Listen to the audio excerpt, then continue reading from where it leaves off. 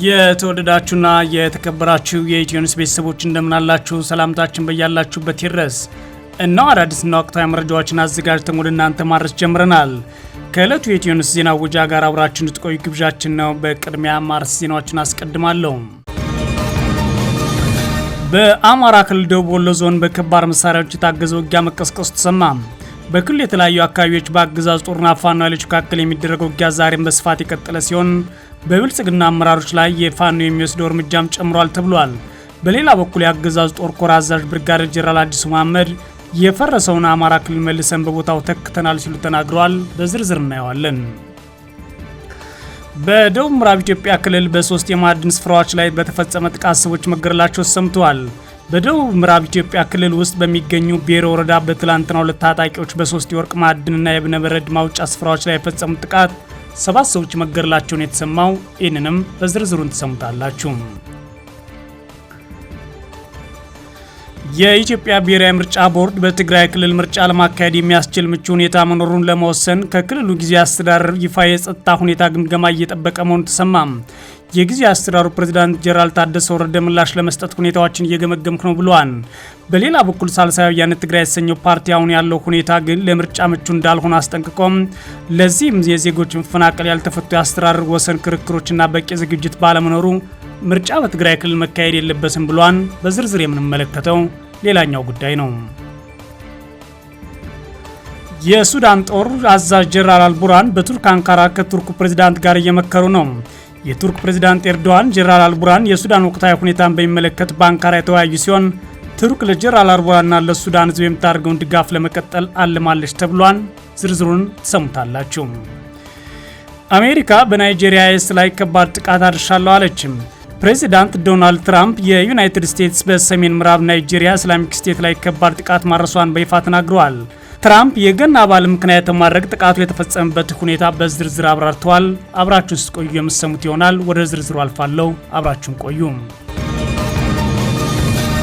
በአማራ ክልል ደቡብ ወሎ ዞን ከባድ መሳሪያ የታገዘ ውጊያ መቀስቀሱ ተሰምቷል። በክልሉ የተለያዩ አካባቢዎች በአገዛዝ ጦርና ፋኖ ኃይሎች መካከል የሚደረገው ውጊያ የቀጠለ ሲሆን በብልጽግና አመራሮች ላይ ፋኖ የሚወስደው እርምጃም ጨምሯል ተብሏል። የአገዛዝ ጦር ኮር አዛዥ ናቸው የተባሉት ብርጋዴር ጄኔራል አዲሱ መሐመድ የፈረሰውን አማራ ክልል መልሰን በቦታው ተክተናል ሲሉ ተናግረዋል።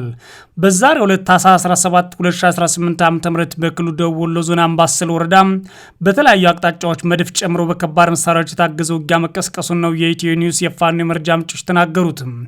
ባለፉት ተከታታይ ቀናት ከፍተኛ ኃይል ሲያስጠጋ የቆየው የአገዛዝ ጦር ዛሬ በከባድ መሳሪያ ሽፋን ሰጭነት እግረኛ ሰራዊቱ ወደ አምባሰል ተራሮች ማንቀሳቀስ ውጊያ ከፍቷል ብለዋል። በትላንትናው ዕለት በወቅታዊ ጉዳይ መግለጫ የሰጠው የአማራ ፋኖ ብሔራዊ ኃይል ማዕከላዊ ኮማንድ አባልና የሚኒልክ ዕዝ ዋና ሰብሳቢ አርበኛ መሪ ወዳጆ አገዛዙ የመጨረሻ ያለውን ዘመቻ መክፈቱን በመግለጽ በተግባር ስለምንተዋወቅ ተግባራዊ ምላሽ እየሰጠነው እንገኛለን ሲል አስታውቋል። በዛሬው ዕለትም በአምባሰል ተራሮች በተለይም ድብልና አበት አካባቢ በአገዛዙ ለተቀሰቀሰ ውጊያ የፋኖ ኃይሎች በቡድን መሳሪያዎች አጸፋ እየሰጡ እንደሚገኙ የፋኖ የመረጃ ምንጮች ተናግረዋል። በተለይም በድብል ቀጠና በከባድ መሳሪያዎች ድብደባ በመከተል የአገዛዙ እግረኛ ሰራዊት ወደፊት ለመንቀሳቀስ ሲሞክር በፋኖ ኃይሎች ከፍተኛ ውጊያ ተከፍቶበት ጉዳት አስተናግዷል፣ ወደ ኋላም አፈግፍጓል ነው ያሉት የመረጃ ምንጮቻችን። የብልጽግና አገዛዝ አምባሰል ወረዳ ተራራማ አካባቢ ለከፈተው ውጊያ ተጨማሪ የጦር መሳሪያዎችና የሰው ኃይል ከደሴ አቅጣጫና ከሰሜን ወሎ መርሳ ከተሞች አቅጣጫ እያስገባ እንደሚገኙ ተሰምቷል። በአምባሰል ተራሮች በተቀሰቀሰው ውጊያ የብልጽግና የአካባቢው አመራሮች በመንገድ መሪነት ከአገዛዝ ጦር ጋር አብረው መሰለፋቸውን የኢትዮ ኒውስ የመረጃ ምንጮች ጠቁመዋል። በተመሳሳይ በዛሬው ዕለት ታኅሳስ 17 2018 በሰሜን ሸዋ ዞን ይፋት ቀጠና በተለያዩ አካባቢዎች በአገዛዝ ጦርና ፋኖ ኃይሎች መካከል ውጊያ ተቀስቅሷል። ከንጋት ጀምሮ በቀጠለው ውጊያ የፋኖ ኃይሎች ድል እያስመዘገብ እንገኛለን ሲሉ ማስታውቀዋል። በቀጠናው ጣር ማበር ከተማ አቅራቢያ በሚገኙት ማንባያ፣ ማፉድና ሾሎ ሜዳ በተባሉ አካባቢዎች ከፍተኛ ትንቅንቅ እየተደረገ ነው ሲል የአማራ ፋኖ ሸዋ ጠቅላይ ግዛት እዝ አስታውቋል። በምስራቅ ጎጃም ዞን ስናን ወረዳ የደማን አካባቢ የፋኖ ኃይሎች በከፈቱ ውጊያም በርካታ የአገዛዝ ወታደሮች መገደላቸውን የአካባቢ መረጃ ምንጮች ለኢትዮ ኒውስ ተናግረዋል። የአገዛዝ ጦር ከደብረ ማርቆስና ከረቡ ገበያ ከተሞች በመነሳት ወደ ጮቂ አቅጣጫ ለመንቀሳቀስ ሲሞክር ነው ፋኖ ኃይሎች ውጊያ ተከፍቶበት ከፍተኛ ጉዳት ያስተናግደው ተብሏል። በተመሳሳይ በምዕራብ ጎጃም ዞን ቡሬ ወረዳ ቆጭ ከተማ ለስብሰባ በርካታ ተሽከርካሪዎች ታጅበው ሲንቀሳቀሱ የነበሩ የብልጽግና አመራሮች ላይ የፋኖ ኃይሎች ተኩስ መክፈታቸው ሰምቷል። የአማራ ፋኖ ብሔራዊ ኃይል ምዕራብ አማራ ቀጠና ቴዎድሮስ ዕዝ በብልጽግና አመራሮች ላይ ተኩስ መክፈቱን አረጋግጧል።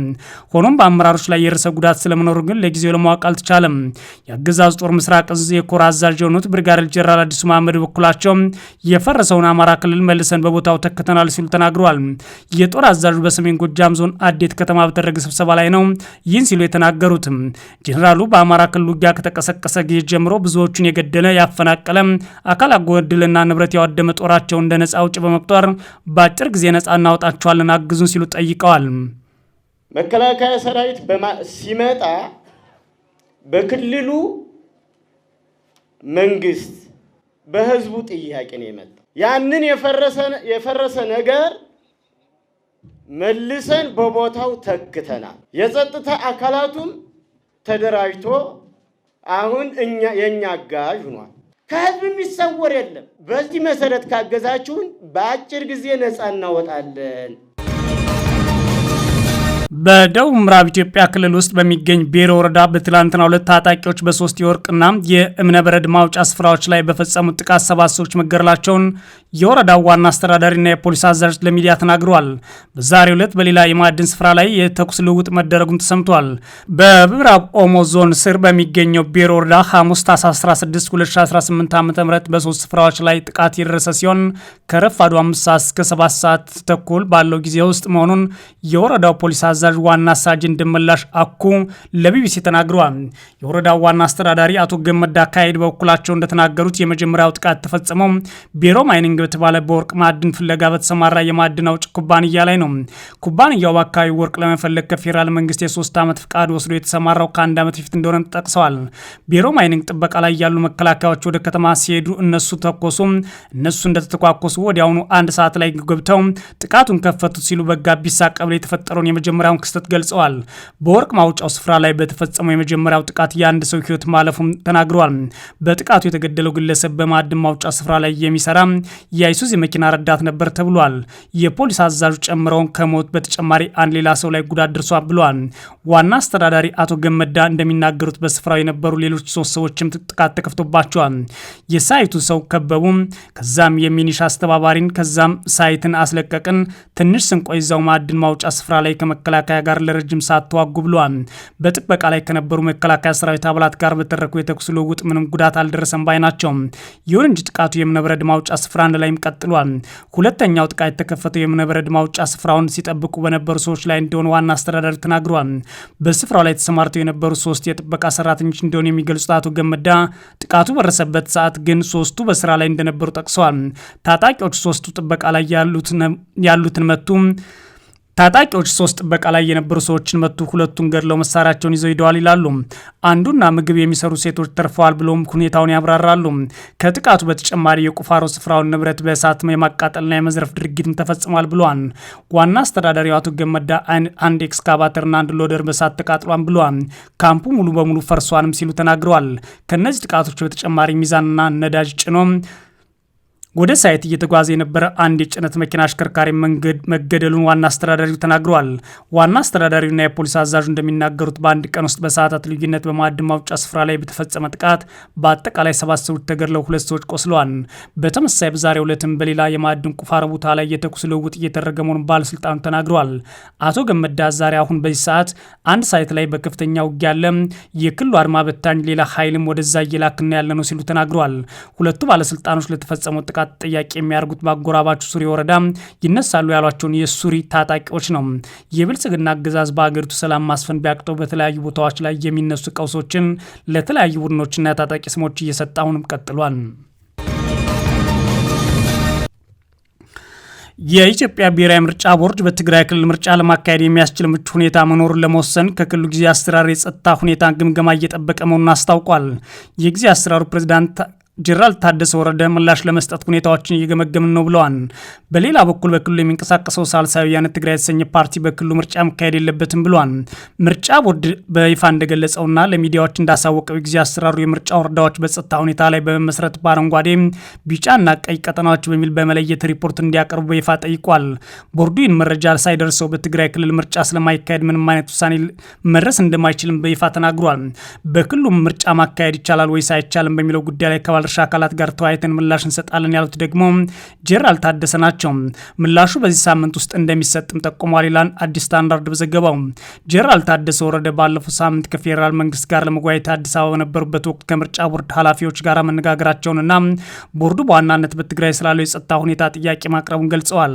ጄኔራሉ አክለው ማስተዳደሩ የሚሰጠው ምላሽ በሁለት አማራጮች ላይ የተመሰረተ እንደሚሆን በመጠቆም ይኸውም ምርጫ በዚህ ዓመት ሊካሄድ እንደሚችል ከምክንያቱ ጋር መግለጽ ወይም ሁኔታዎች የማይፈቅዱ ከሆነ የማይቻልበት ምክንያት ማስረዳት ነው ብለዋል።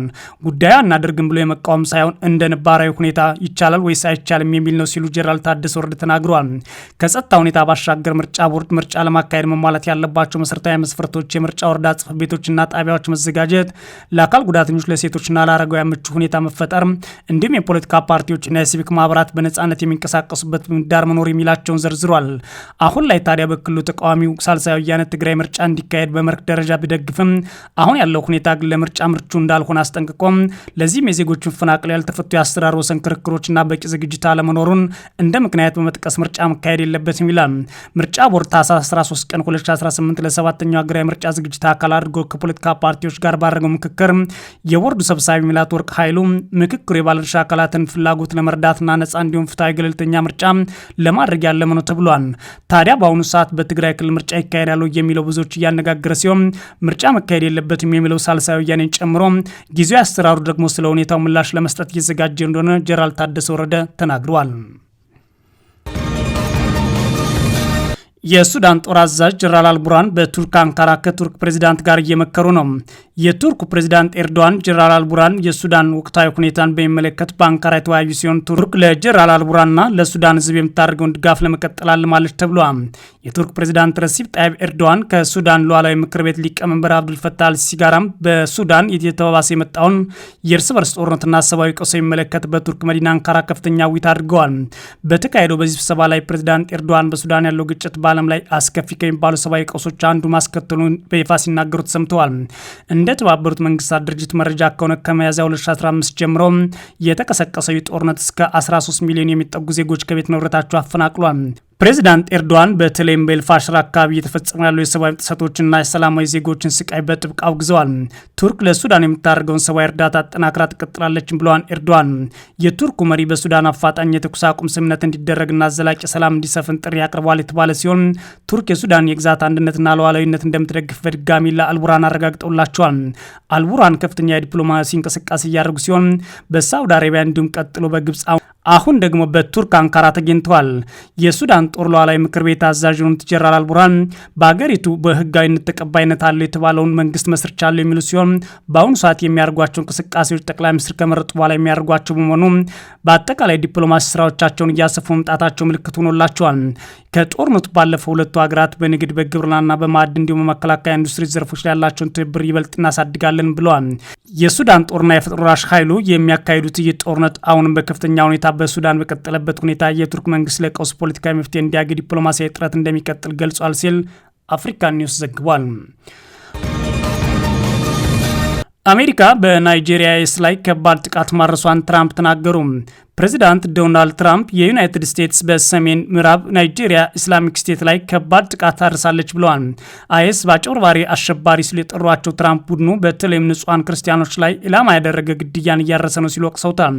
ፕሬዚዳንቱ እንዳሉት የአሜሪካ ጦር በርካታ የተሳኩ ጥቃቶች ይፈጽሟል። አሁን ላይ አፍሪካውም በበኩሉ የሐሙሱ ጥቃት በሶኮቶ ግዛት እየተፈጸመ ከናይጄሪያ ጋር በመተባበር ነው ብሏል።